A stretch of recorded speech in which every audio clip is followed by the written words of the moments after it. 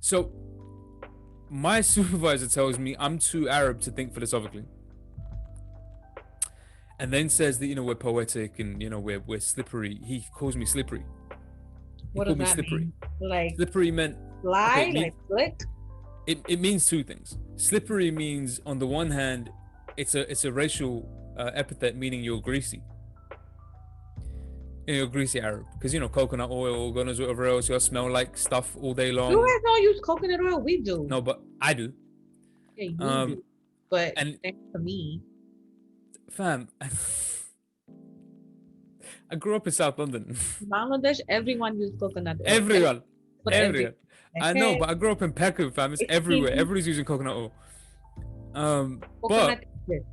Coconut. But the point is, so I'm slippery, which meant I was greasy on the one hand, greasy Arab on the one hand. But what it also meant was that I'm hard to pin down in terms of a logical, rational argument, and that, from an analytic professor, is an insult. That's supposed to be a criticism, right? Because that's supposed to be like, you're supposed to be able to be pinned down, very straightforward and perfectly explicable, rational, so on and so forth, objective arguments, blah blah blah blah blah. Here you come making these slippery, complex arguments, and it's like, no, that's not how we do things over here.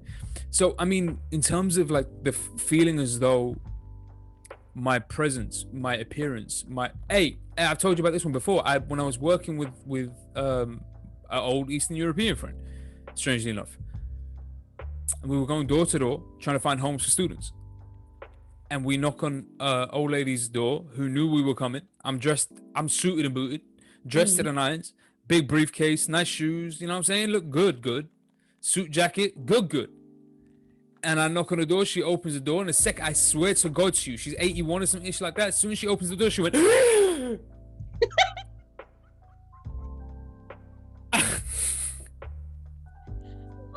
and my friend had to jump out from behind me to in front of me and say, no, it's okay, he's with me. And then she calmed down, and she was super nice. No, here's the thing about it. She was the nicest woman on earth, really, really cool person, had been to Dubai, real nice person. Wait, it gets worse than you think. Not only had she been to Dubai, but she was looking forward to having an Arab student who she was going to put up in her house. So she had decked out the bedroom in full Arab paraphernalia.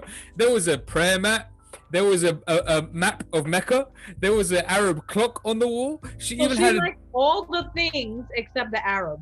Except the actual Arabs. Okay. Just don't surprise me at my house. If an actual Arab turns out, surprisingly, I don't know what that means. Oh my God. But so no, the point is that, so from that point forward, we decided that I couldn't be the one at the front of my friend had to knock on the doors. I had to be behind because otherwise they're going to lose their mind. But the idea is, this is a common occurrence. There's a common regular fam. I mean, we've been through this. Just coming to see you in New York. We need to talk about this at the end of the seminar, but just coming to see you in New York. The flights in Marseille. Oh my God, leaving France, leaving. We're leaving. We don't want to be in your stupid country anymore. I'm trying to leave. And you're like harassing people. All right, so this is what I'm saying to you. So there have been a number of instances in which never mind the number of times we call Paki, God knows whatever else, sand nigga, whatever, all the other times. Paki is just the catch-all term for all brown people over there. Paki is, if you're brown, you just fall into the Paki category. That's what I'm saying. The catch-all. Just anybody. I really, really want someone in London to say this to me, so I can be like, no, you're confused. Not Pakistan. Bangladesh, brother. Bangladesh. Bangli, not Paki. Bangli. No Paki here. Bangli. No, but for real, it's a real thing. So what I'm saying is all of those experiences being spit on and abused on the way home from the supermarket when I was a kid was my first experience of racism. It was my first experience of racism. So to me, sorry, I just want to say something. That shocked me when you told me those stories, because this is partly because of the places that I've grown up where they're majority people of color. Right. So no white person is gonna spit on you and live. You know what I mean? Where you live. No, that's what I'm saying. That all the places I've ever grown up or lived in or whatever have been majority black and brown. Yeah. And so it's to the point where, or so diverse enough that like that's not gonna happen. It's not gonna happen. All right, but if it did happen, not that there's not racist white people, there are, but they don't have the balls to do that. Because if you did it, now there's 50 people you got to deal with. Right. Like you're not targeting one person. That when you told me those stories about them spitting on you in the streets, that blew me away. I didn't believe you at first. I was like, no, that's crazy. I mean, not that I didn't believe you, but it's just like no, of course, I understand. No, I know what you're saying. And this was in London. No, this was not in London. Oh, this was Essex. Okay. This is Romford. And this is Romford way back in the day. Romford is a different place now. This is Romford although to be fair, it's swinging back around to this, but it's way back in the day. So I was an asylum seeker though, right? So I was a refugee, and you know, I came over here and so I had that whole experience of arriving in European countries, so on and so forth. That's why a lot of what Frantz Fanon says kind of really resonates with me. Every time he talks about his experience of arriving in France and having a little white girl look up at him and be terrified and pull her mother's sleeve to get her away from him and God knows whatever else, like I know what he's talking about. And that was my first experience of racism was that one. So coming home from the supermarket with my mother and my brother and having passers-by either spit on us, say something abusive that I couldn't translate because I ain't speak the language, but it ain't seem polite. That whole, and the way we got treated in the supermarket itself, because you paying for things with vouchers, you ain't got no money. That whole experience of like living in this or being in this environment that was so hostile to your presence. And again, not hostile, like no sense of sympathy for your actual physical conditions, right? None whatsoever. Like you've just arrived in a country, you have no idea what's going on, and you're only here because you got blown up out of your own country as a consequence of what this country did. Yeah. Like it's not as though y'all didn't have something to do with it, but cool. Let me simmer down. So what I'm saying is to find no sympathy, to find no concern, to find no, and I just mean it in terms of human interaction, right? I don't mean it in terms of what people were saying to me because I couldn't speak the language. I just mean in terms of people's engagement with me, it wasn't sympathetic. It was either indifferent or aggressive. Those were my options. They either didn't care if you got run over or were trying to run you over. Like those were your options. That's it. There was no like, yo, can I give you a helping hand? Yo, what's going on over here? Can I do something for you? And I could count on like 2 hands the number of people in the course of my life in this country who have been proactively that way. Like, yo, can I help you with something? Like, yo, you look like you're going through something. Can I do something for you? Whatever it was, like particularly back in the day. Can I just want to relate this to something. So one of my aunts, not the one that said she wants to be white, but another one of my aunts, she recently said to me, she was like, the one thing I've learned from being in this country is that these people, when she said these people, she meant white people. These people will never help you. Right. They will never help you. Like you can work with them, you can help them. They will never help you. Because you're always going to be seen that way. Yeah. Automatically. Yeah. So this is what I'm saying. I mean, I've had these experiences too, obviously, right? Get flashbacks now. So I've had these experiences. Sorry, this is how I feel about the leftists. The leftist groups that I was in, the white leftists, they will never help you. You will be their I see. They will use you to say that look how diverse, we have people here, but they will never actually have your back. And they will never actually, they'll never be down for you for anything, and they're not really your friend. Yeah, because your presence benefits them more than they have a need to benefit you. And the second that you stop being useful to them, oh no, you don't matter anymore. You don't matter anymore. You don't mean anything. Yeah, because you're token. Right. So no, of course I've had all of these experiences. The question then becomes the degree to which. Well, there's 2 questions, right? And I kind of maybe I'll skip this one because we'll table this one for like a conversation next week. So let's just say it so that we can have this conversation next week, because I feel like we could both say a lot here, and I want to get to the last question before we kind of sign off. So we'll save this one for next week. But the question was going to be the degree to which any racial designation, whether adopted by the racialized kind of victim here or imposed by the hegemonic racializer, the racializer, if any racial designation can ever be free of its racist connotations. No. So if I call myself if I call myself brown, or if I call myself an Arab, or if I call myself whatever, man, skin the color, sound like the motherland, like whatever I call myself, whatever it is, whatever term, whatever phrase I give to myself, I'm personally, I'm just talking about me personally. I'm not talking for everybody else, but for me personally, I'm always conscious of its colonial, historical, racial, connotations. I'm very conscious of that. I'm conscious of a person asking me that question, like, where you from, with that in mind. Like, I never answer that question without wondering what are they thinking. Yeah.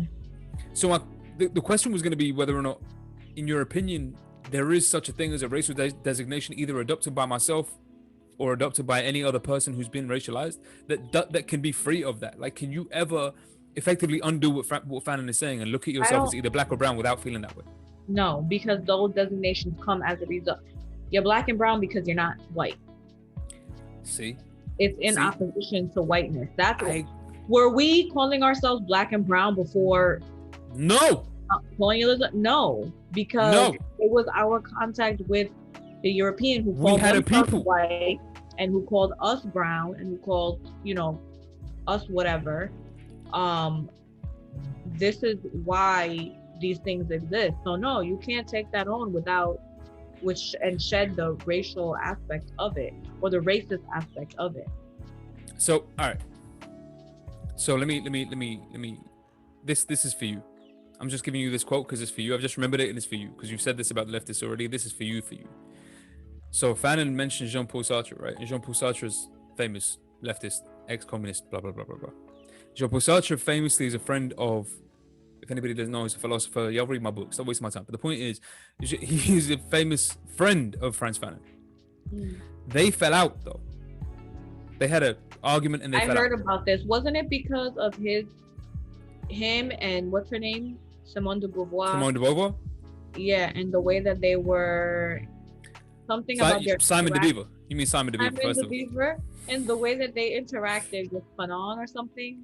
No, so it was. So there was a debate. The three of them used to attend this coffee shop in Paris. You just imagine being there for those conversations. Jean-Paul Sartre, Simon de Beauvoir, and Frantz Fanon sat down having a coffee together. I want to be there for that conversation, fam. But in any case, so Jean-Paul Sartre and Frantz Fanon end up in this debate. And the debate is about how deep the issue of race runs, right?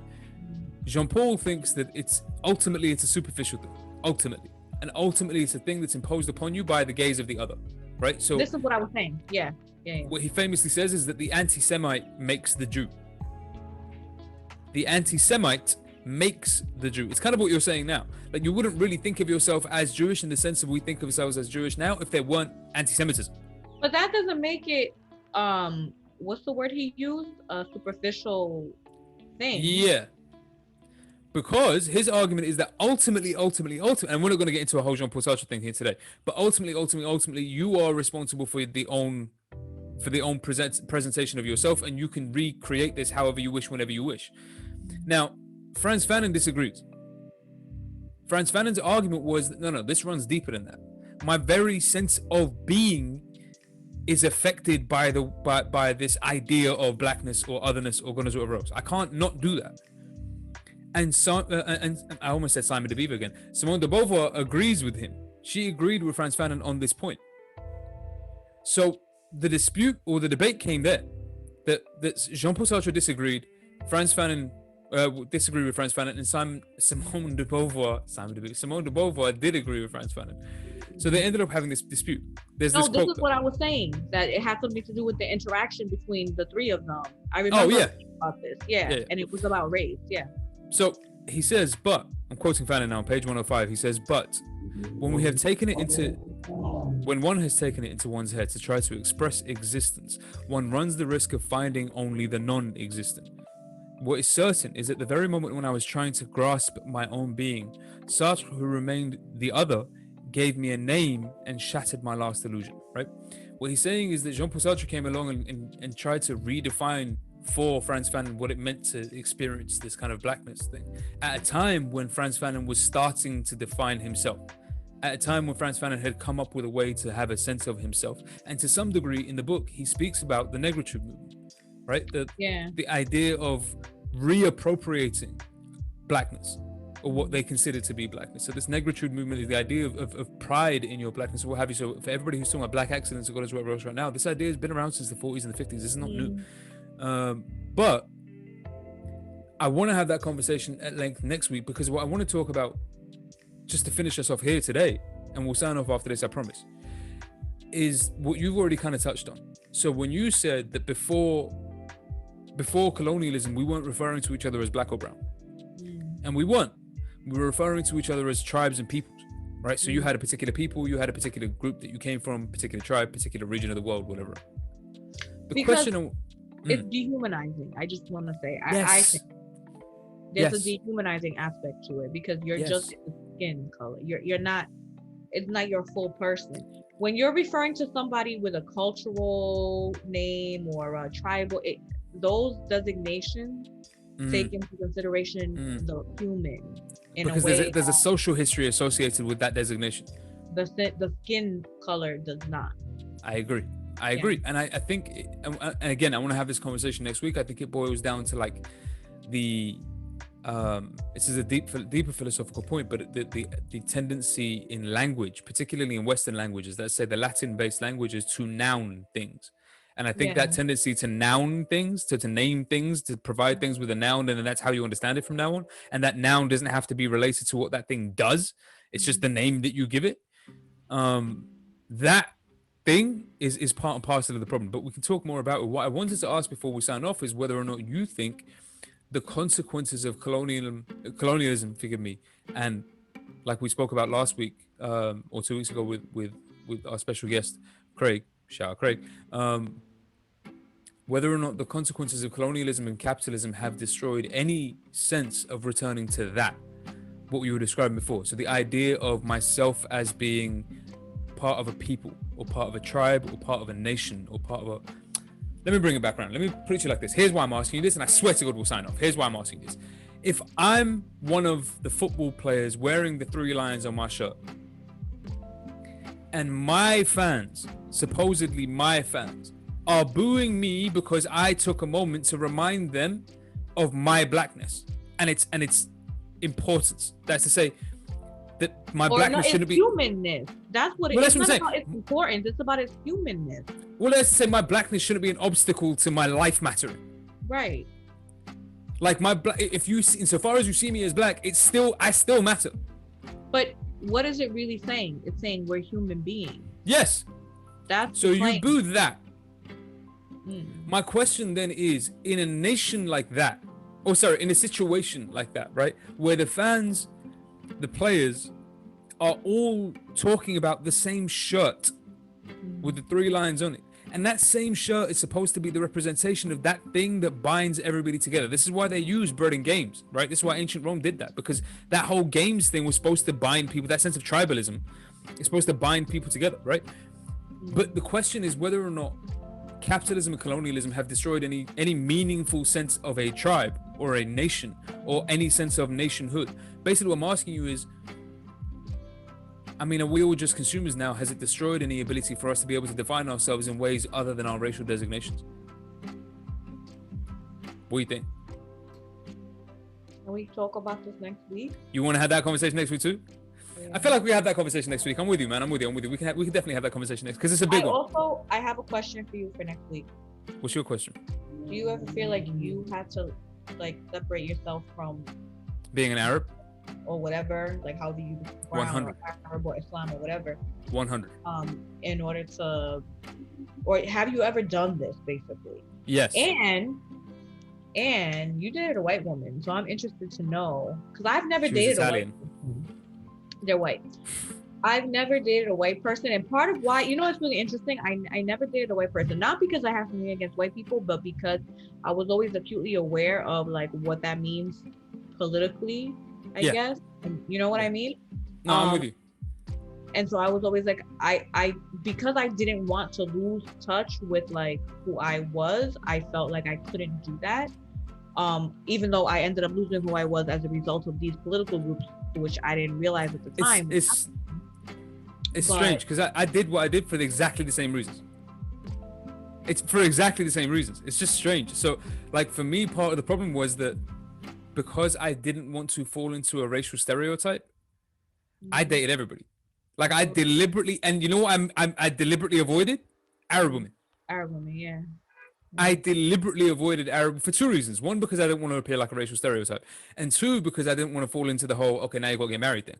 So it's like, as a young man, I deliberately avoided my own racial group in terms of my, intimate moments and dating and going as well else. But I would date everybody else. Like if you're Asian, African, Caribbean, Eastern European, whatever, I didn't really care. Because to me, all of it was breaking the stereotype, the racial stereotype. Because if I'm most of y'all don't know where the hell I'm from. You just know that I don't fit into any one of these groups. Right. Like I remember being at high school and not fitting into any one of the cliques because there were 3 Arabs in my high school and one of them was my brother. So it's like, and the other one was 4'5" and wore his belt under his nipples, fam. It's like, all right, we can't even be seen together, bro. I'm trying to keep my street cred and ain't much of it. You are not helping. Belt all the way up, bro. Like all the way, walk around like this, all the way up. I'm like, homie, you are not helping nobody. He was a cool kid, much respect, shout out to him. But the point is, so I didn't particularly fit into any one group. And then so far as I noticed that there was this one uniform reaction to me from all of these groups, namely, you don't fit in anywhere here. I was like, all right, I'm gonna just date all of y'all. All of your daughters go home. Watch. I don't care where you from. Watch what happens. What happens when your Chinese daughter brings home an Arab boyfriend? Now what? And typically, that brought up the problems that you would expect.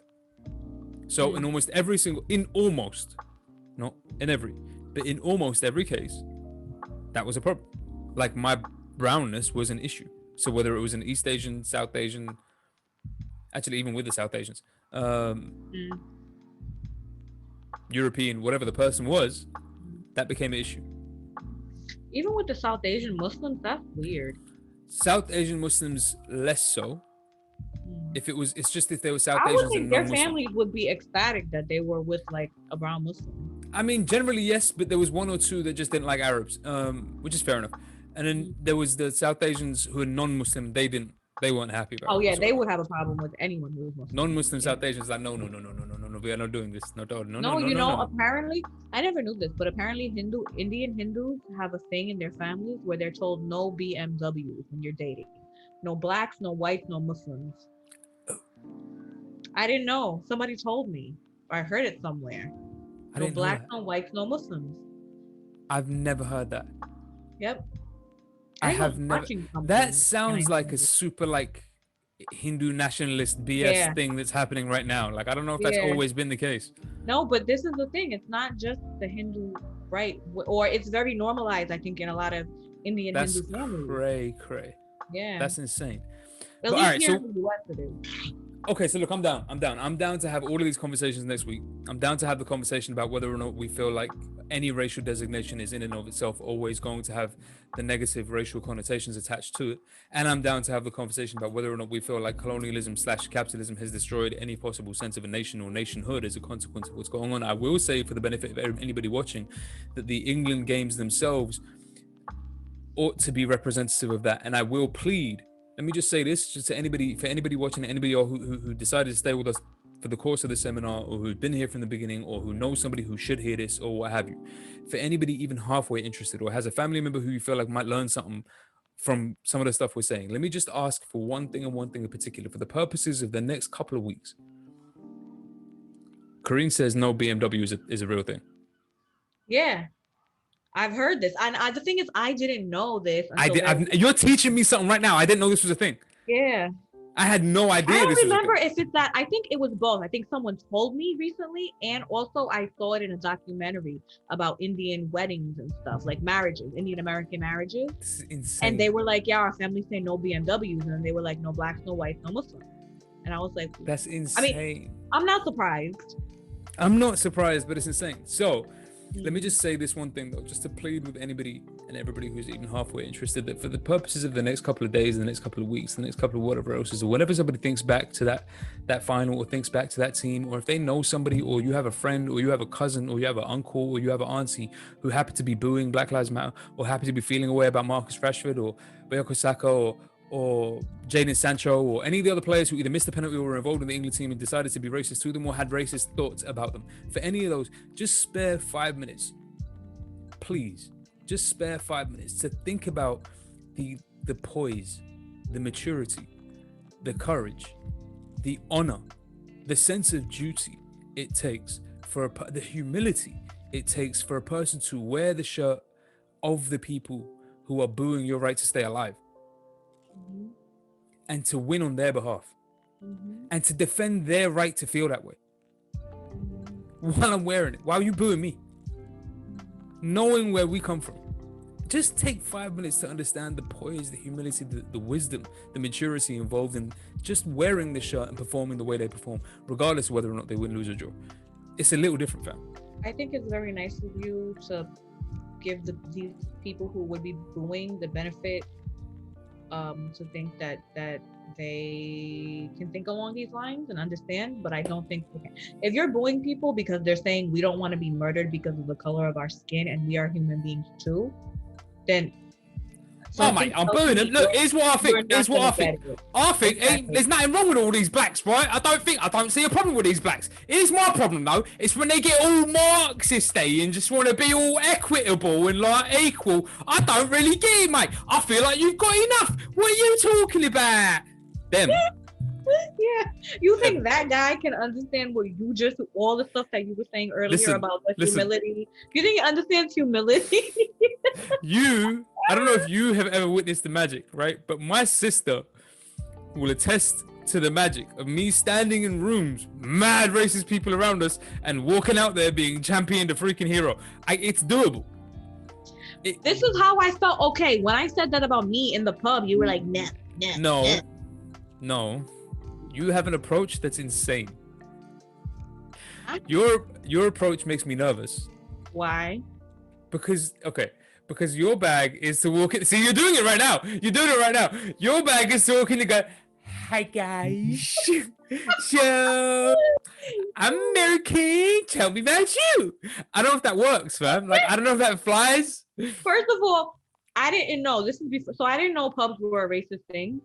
You knew BMW, no BMWs, but you didn't know pubs were racist. It's amazing. I just learned BMWs like recently. No, but I didn't know pubs in the UK were a racist thing. So I was in the UK. This is when I met you. That time that the time that I went that we met. But before I met you, I was like walking around, and it was so crazy because I was in a black and brown area. It was all black and brown people, and then you walked into a pub, like, only white people. Right. I walked in and I was like, this is weird. I was like, where do all these white people come from? And I'm like, huh? I want fish and chips. So I go up to the bartender. I want fish and chips. That's why I went into the pub.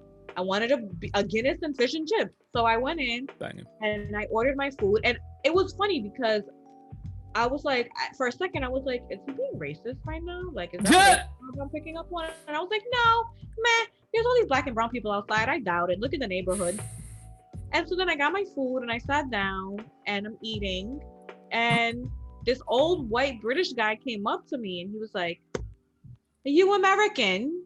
And I was like, oh yeah. And he started having a whole conversation with me. And he told me to enjoy my trip. And I was like, oh, thank you. He's lovely.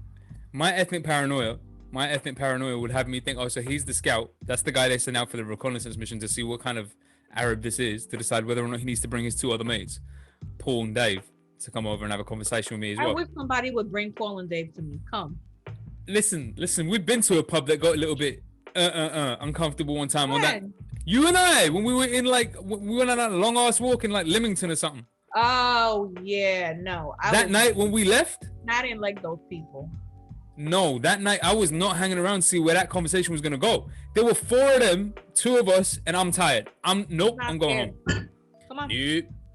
I know you and all 4'11" of you. I know. I don't care. My man's over here was like 6 something, massive, like not muscular, fat, but still he could fall over and crush you. We can fight. It's fine. But this one, I love you. All right, look. So we'll table these conversations for next week. We'll come back. We'll have these conversations next week. Speaking of that, caveat: we may or may not be back for next week Monday, because I may or may not be taking a trip, and we may or may not be having our next seminar from an undisclosed special location. My living room. It's very possible. That might be what ends up happening. We're gonna see. But the point is, So we'll table these conversations for next week. Whether that next week is a Monday or that is a Wednesday or what have you, we'll let all you guys know. But in any case, usually is Mondays, 7 p.m. GMT, 2 p.m. EST. So we'll see you guys at some point next week. Y'all look out for the information on Instagram. Follow us on SoundCloud. Follow us on Spotify. Follow us on Facebook, Twitter, all of the stuff. We everywhere. Quora, everything, man. YouTube. Do the sign-ups and subscriptions, what have you. Let everybody know. This has been Dr. E's Open Seminar. We have been here for another Open Seminar. Thank you very much. Greatly say to Tanzine for being here and gracing us with your presence once again. Very much appreciate all your input. Thank you very much again for Corinne and all the work she's doing in the background. I saw you mad work today. Much love you, Corinne. Thank you. And love you, Missy back there doing all the work and the edits as well as per usual. And of course, thank you to all you guys for joining us. This was 59th episode. We're almost at number 60. So we're making our way through all of these things. I appreciate everybody who's coming along from the beginning or everybody who's just coming along now. And as per usual, particularly now as we open back up, please get your vaccine if you haven't gotten your vaccine. Please behave accordingly. If you're in a crowded place, wear a mask, God knows whatever else. Just do all of the right things. We're not all vaccinated up yet. We're not at that stage where it's all free for all, God knows whatever else, regardless of what the government is trying to tell you. Can you please just take the necessary precautions, do the right things, and just in case anybody had any doubt, Black Lives Big Matter, Black Lives Still Matter, Black Lives Will Matter. That's just what we're always going to be over here. Anybody has any issues with that, we'll speak to you no time. Never. Peace. One. Love. Blessings, prosperity, light, all of that good stuff. We'll see y'all next week. Out, man. Love.